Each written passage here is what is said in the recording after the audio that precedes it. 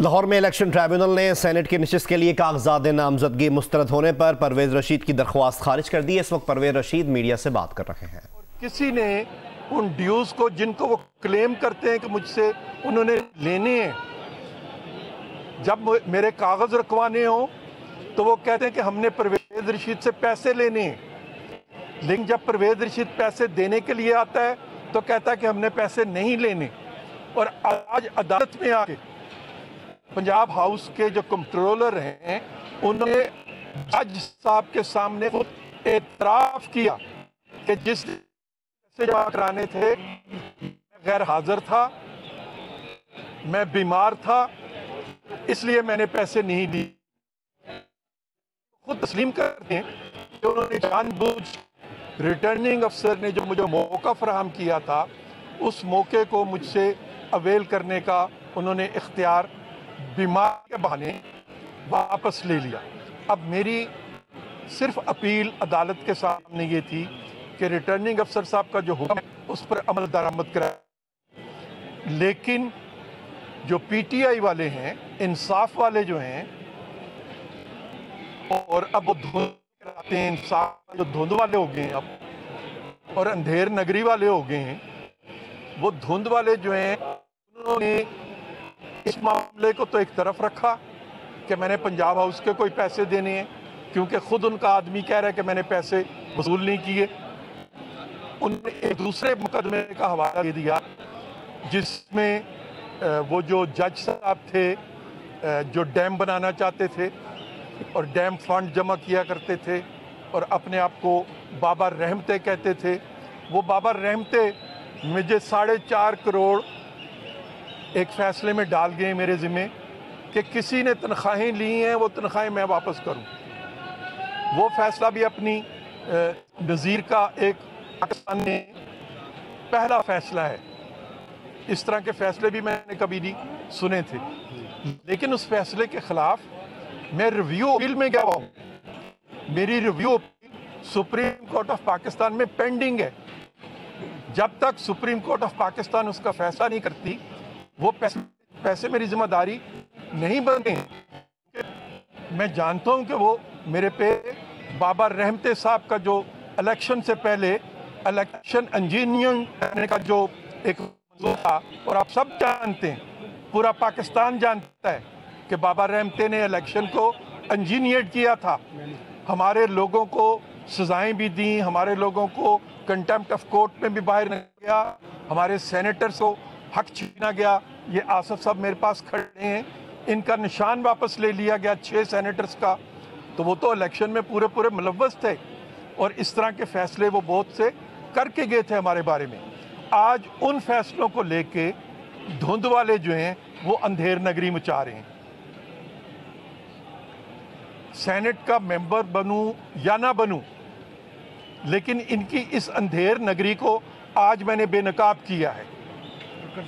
जो हमारे साथ रास्ते में रुकावटें खड़ी की जा रही हैं धुंध वालों की तरफ से और इंसाफ वालों की तरफ से और अंधेर नगरी वालों की तरफ से, इस तरह के अमल में इनका चेहरा रोज़ बेनकाब होता है। डस्के में बेनकाब हुआ, मेरे वाले फैसलों से बेनकाब होगा, और आइंदा भी सेनेट के फ्लोर पे नहीं तो बाहर सड़क पे, गली में, चौराहे पे, आपके सामने जहां मौका मिलेगा इनके इस धुंध को और अंधेर नगरी को बेनकाब करता रहूंगा। शुक्रिया। अच्छा सर, ये बताइए कि आपको क्या यकीन है कि आइंदा आप जो पिटीशन फाइल करने जा रहे हैं वो एक्सेप्ट होगी?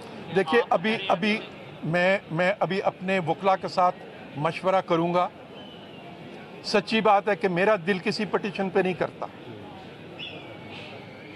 इसलिए कि ऐसे बॉबी ट्रैप्स रख दिए गए हैं जिन बॉबी ट्रैप्स को इस्तेमाल करके इंसाफ के हसूल को मुश्किल बना दिया जाता है। मेरा मुकदमा बहुत सीधा था कि एक आदमी ने आके कहा कि मैं पैसे जिस दिन लेने थे मैं बीमार था, मैं पैसे नहीं ले सका। मेरा ख्याल कि मुझे कहा जाएगा कि आप पैसे जमा करा दें और मेरा हक मुझे दिया जाएगा। एक नया चैप्टर जो इतराज़ में था ही नहीं। अगर ये इतराज़ उन्हें था बाबा रहमते के किसी फैसले का इतराज़ था तो इसको इतराज़ में दाखिल किया जाना चाहिए था ताकि मैं उसका वहाँ जवाब देता, लेकिन उसको इतराज़ में दाखिल ही नहीं किया गया। अब मैं परसों चला जाऊँ, ये कोई नई चीज़ उठा के ले आएंगे, ये कहेंगे कि इनका कान कोई ले गया है, या ये मुझे कह देंगे कि परवेज़ खटक की और लियाकत खटक की लड़ाई मैंने करवा दी है।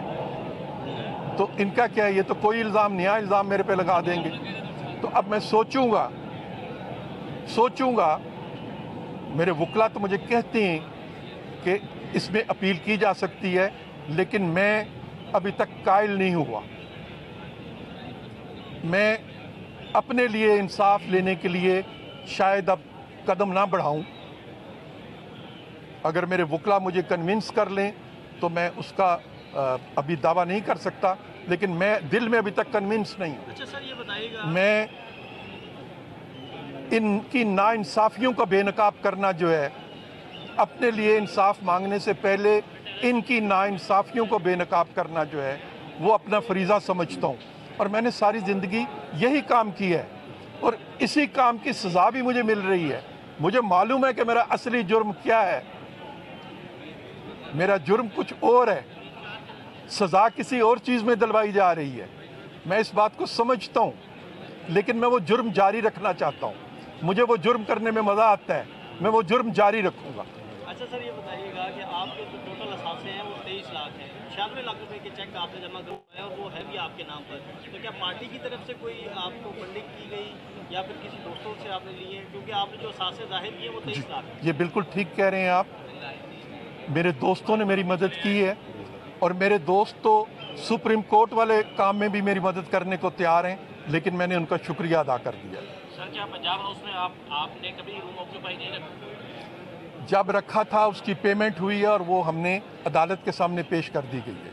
2011 से 2018 तक आपने 2010 से ले, चले मैं इसकी तफसील भी बता देता हूँ आपको। 2010 से लेके 2013 तक पार्लियामेंट लॉजिज़ में A08 मेरा फ्लैट नंबर है, A08 पार्लियामेंट लॉजिज़ 2010 से 2013 तक मेरे पास रहा। उसका NOC मेरे पास मौजूद है यहाँ पे। उसके बाद मैं वज़ीर बन गया और वजारत के दौरान मैंने एक फ़्लैट मिनिस्टर इनक्लेव में हासिल किया, उसका है A1। 2014 से 2017 तक वो मेरे पास रहा। उसका NOC भी मेरे बैग में मौजूद है और अदालत को भी हमने दिया है, पार्लियामेंट लॉजिज़ का भी दिया है और फ्लैट का भी दिया है। उसके बाद मैं ओल्ड MNA हॉस्टल में चला गया और ओल्ड MNA हॉस्टल का NOC भी मेरे पास है और सारा रिकॉर्ड मेरे पास मौजूद है। तो जब मेरे पास पार्लियामेंट लॉजिज़ में लॉज मौजूद है, मिनिस्टर इनक्लेव में मेरे पास फ्लैट मौजूद है और अब मैं MNA हॉस्टल में रहता हूँ, तो मुझे इनके एक बसीदा कमरे की क्या ज़रूरत थी।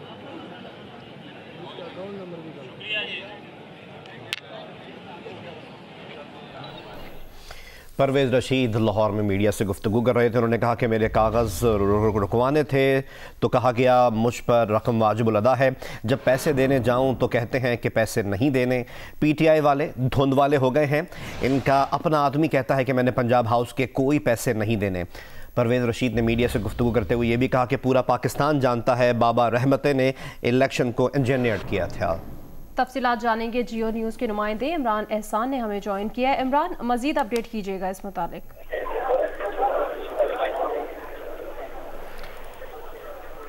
इमरान एहसान नुमाइंदा जियो न्यूज़ से हम डिटेल्स हासिल करने की कोशिश करेंगे। अपडेट यह है कि लाहौर में इलेक्शन ट्राइब्यूनल ने सेनेट की नशिस्त के लिए कागजात नामजदगी मुस्तरद होने पर परवेज़ रशीद की जो दरख्वास्त थी वो अब खारिज कर दी है, जिसके बाद परवेज़ रशीद मीडिया से गुफ्तगू कर रहे थे।